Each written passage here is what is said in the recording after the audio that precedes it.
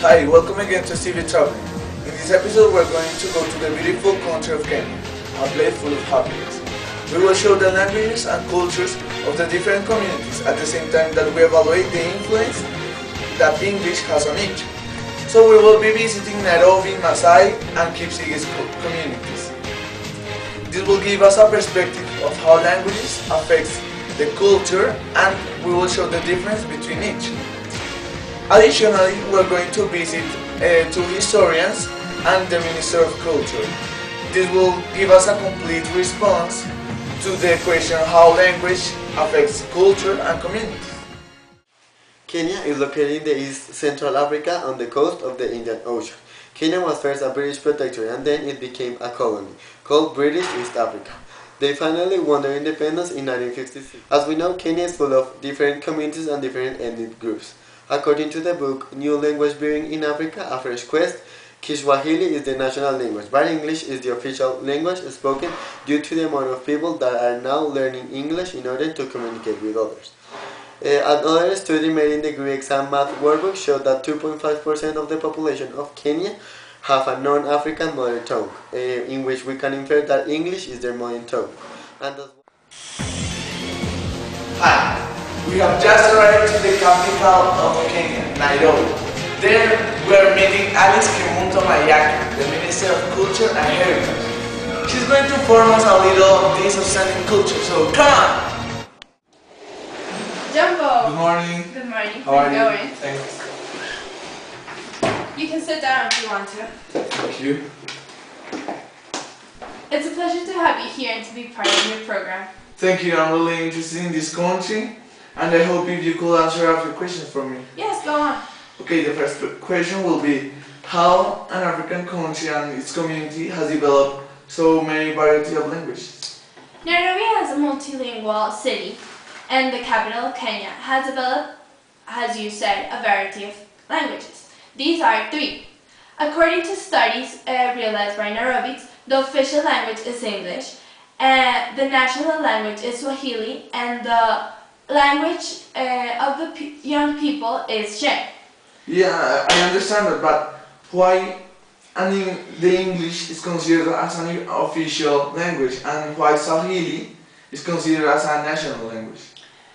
The English is considered official language because throughout the history it has been there has been a deep influence of the British, and it's because of the Treaty of Peace that have the people of Kenya and the British people.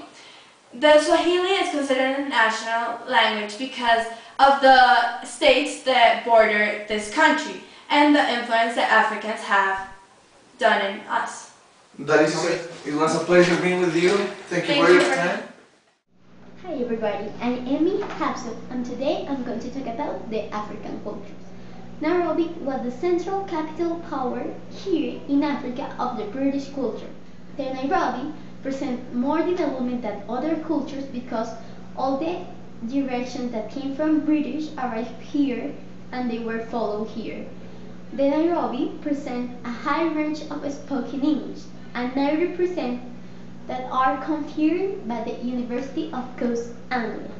This could be said that happened because the British established here and make others follow the rules in cultural aspects and social aspects. The Nairobi are the most developed society of the African culture in all the continent. So they have an advanced cultural program, social program, economical program, and they are trying to advance more towards a new future. We have just arrived to the Rift Valley province of Kenya, where the Kipsigis community is located. Let's see if we can find someone that can tell us something about this community. Come on. Huh? Anju. Are you telling me to go over there? Anju. Thank you. Chamjay, do you speak English? Yes, Shamjay, what do you need? Yeah, hello. My name is Stevie Blake from the Stevie's Traveling Show, and I was wondering if you could tell us something about your great community. Yes, of course, but first tell me, it was very difficult to find someone to speak English around here? It was very difficult. Yeah, no, sorry for that. Is that I am one of the few people around here that can speak the language. Okay, but I don't understand that. If the English is an official language of your country, why haven't your community acquired it? Because although English people conquered a long time ago, they didn't influence our culture of our religion, so we didn't saw the necessity of implementing a new language. Okay, but you keep some traditions, yes? Yes, since the 18th century, we have characterized ourselves for being an agricultural community and the creation of green tea. Okay, and does the government and English or other cultures have affected your community? Yes, they have forbidden us of making some rituals, like the circumcision of women, but we still make some others that are the most important to our community. Yeah, because there must be some good things somehow. Yes, our education have improved because of the acquisition of English, and that's why we're trying to improve and upgrade the number of people in here that speak more languages. Yeah. Okay, this was amazing. Thank you for your time, and I hope we could see you soon. Okay, hope to see you and get some green tea to remember this trip. Okay, thank you. Bye. Bye. Hello again. I am here again to talk about other African cultures. The Kipsigis are one of the most different cultures found in Kenya. This means that they are not as developed as the Nairobis.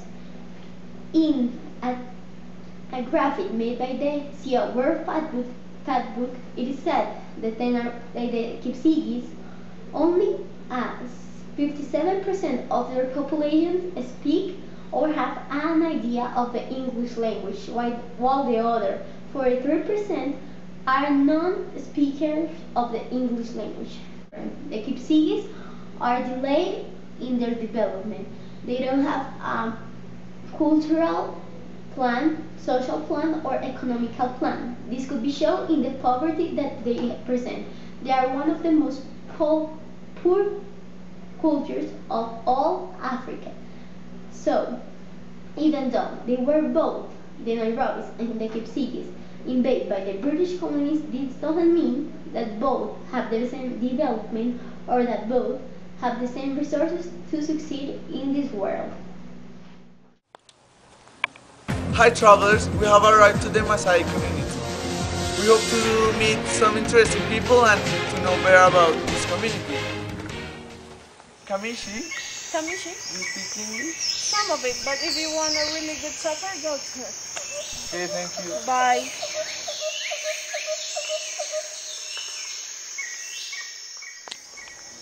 Hello, I'm Stevie Blake from the Stevie Traveling Show, and I would like to know something about your community. Hi Stevie, I'm Agnes Parejo, and I am from the Maasai community, and I am very glad you're interested in our community. Okay, fine. We're making an special about how English has affected your community. Well, yes, we have just been learning English about 20 years ago. English and Swahili, actually, because they are our main languages in Kenya. But that's only been for about 20 years ago, so not everybody speaks English. Okay, that's interesting. And is it a good thing that you speak English?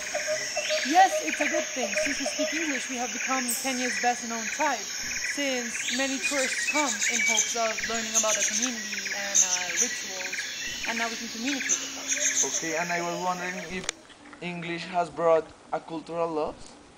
Yes, it does. It has brought disadvantages such as a cultural loss, because many of our peoples now go to the cities in hopes of finding works like low-paying jobs, such as watchmen or tourist guides. So now, every day, less and less of our peoples are following our cultures and traditions. It has brought a cultural loss because of the outside influence. Okay, so thank you very much. It was a pleasure. Thank you, Stevie. It was a pleasure to have you in our community, and we are the Maasais. Okay, bye. Bye. The Maasai is a semi-nomadic group located in Kenya. They have distinctive clothes and costumes. The Maasai traditionally tend to speak Ma, but nowadays they have to speak English because it's the official language in Kenya. The use of English language is also causing some problems. According to a critic of the post-colonial English curriculum in former contexts, the English language is sometimes damaging the culture of these communities because they use this language as the facilitator of the phenomenon of globalization. Hi guys, I'm here in the studio, back from the amazing country of Kenya, where we had a great time, yeah? According to the book New Language Bearing in Africa, A Fresh Quest. English is the most frequent language used in different communities of Kenya. But as it is very good, it also has its problems because it is damaging the culture and its customs. Hi travelers, this is the end of our journey. I hope you enjoyed and see you in the next program. Bye!